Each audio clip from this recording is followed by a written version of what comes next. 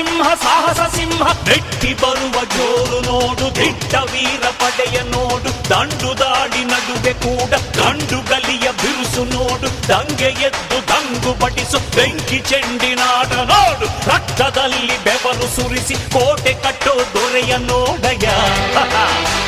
ಇವನಿದ್ದ ಕಡೆಯಲ್ಲೆಲ್ಲ ಘೋರ ಸಿಂಹ ಗರ್ಜನೆ, ಅದು ಯಾರು ಬಂದರು ಕೊನೆಯಾಗದು ಸಿಂಹ ಗರ್ಜನೆ.